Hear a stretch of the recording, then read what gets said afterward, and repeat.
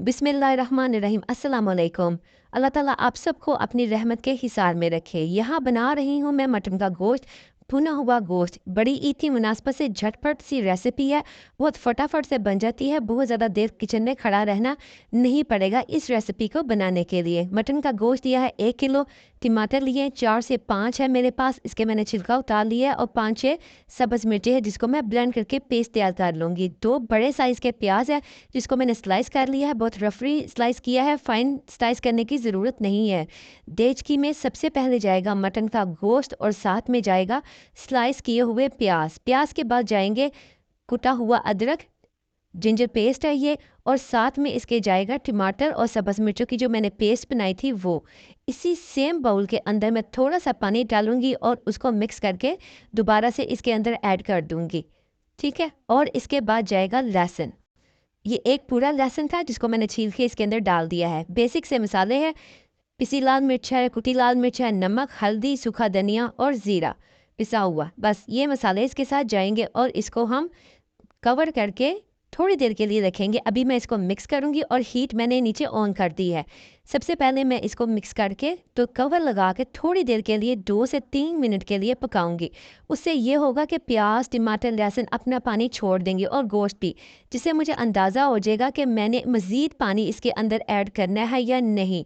तो मुझे पानी की ज़रूरत मज़ीद नहीं पेश आई थी, इसी ये पानी काफ़ी था गोश्त को गलाने के लिए। यहाँ देखिए मैंने कवर किया है इसी बात के लिए कि पानी जितना भी गोश्त ने या प्याज ने छोड़ना है वो छोड़ दे और मुझे अंदाज़ा हो जाए कि पानी की ज़्यादा ज़रूरत है या नहीं। पानी बिल्कुल परफेक्ट है। और अब मैं इसको मज़ीद कवर करके तो तकरीबन 85% इसको मैं गला लूँगी गोश्त को, और बाकी का 15% जो होगा वो बुनाई के दौरान गल जाएगा। क्योंकि अगर आप इसको फुल डन कर देंगे तो बुनाई के दौरान ये बिल्कुल घुलने लग जाएगा।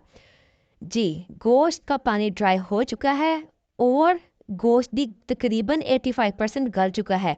यहाँ हमें अब करना है प्याज और लहसुन वगैरह को मिक्स बिल्कुल फ़ाइन, जिसके लिए मैं सजेस्ट करूँगी कि मैं तो अक्सर करती हूँ अगर मैं साबुत मसाले डालूँ तो मैं लकड़ी की डोई इस्तेमाल करती हूँ। उसके साथ बहुत ही परफेक्ट इसकी भुनाई होती है और जितना भी साबुत मसाला होता है वो बहुत अच्छा सा पिस जाता है। इसको घी डालने से पहले मैंने दोई की मदद से इसी तरह इसको ऊपर नीचे करके भूनती जाऊंगी और मसाला खुद ब खुद पिसता जाएगा, क्योंकि हर चीज़ गली हुई है, वो खुद ब खुद गलती मिक्स होती जाएगी और ज़रूरत नहीं पड़ेगी इसको बहुत ज़्यादा मेहनत करने की। दोई के साथ देखें बहुत अच्छा सा प्याज और लहसुन जो है वो मिक्स हो रहा है। अब इस स्टेज के ऊपर मैं डालूंगी घी इसके अंदर। अगर तो आप डालडा घी डाल रहे हैं या कुकिंग ऑयल, तो आप जब मसाले वगैरह और प्याज, लहसुन, गोश्त शामिल किया था तभी आप डाल सकते हैं।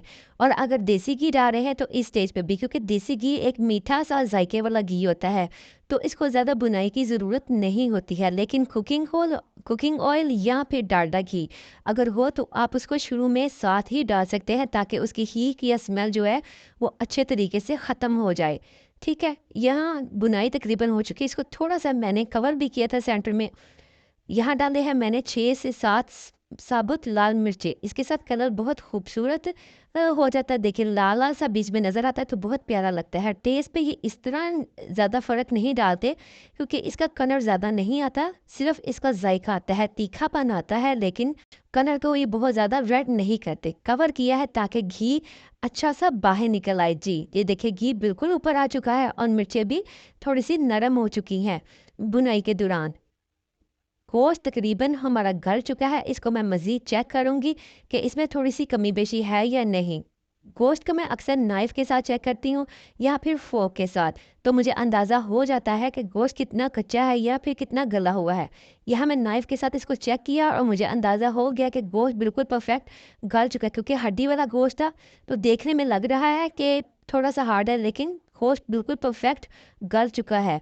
ठीक है, अब इस स्टेज के ऊपर मैं डालूंगी इसके अंदर सब्ज़ धनिया और हरी मिर्चें बस। और ये डालने के बाद इसके अंदर थोड़ा सा 1 चम्मच 1 टीस्पून के करीब जाएगा ताज़ा कुटा हुआ गरम मसाला, क्योंकि ताज़े कुटे की खुशबू ही बहुत ज़्यादा होती है और खाने को एकदम से उसका जो टेस्ट है वो बहुत ज़्यादा चेंज हो जाता है। बस खाना बहुत ही मज़े का है और बहुत झटपट वाली रेसिपी है। आपने इस ईद पे बनाना है और मुझे अपना फीडबैक ज़रूर देना है कि आपको ये डिश कैसे लगी। दुआओं में याद रखिएगा। अल्लाह हाफ़िज़।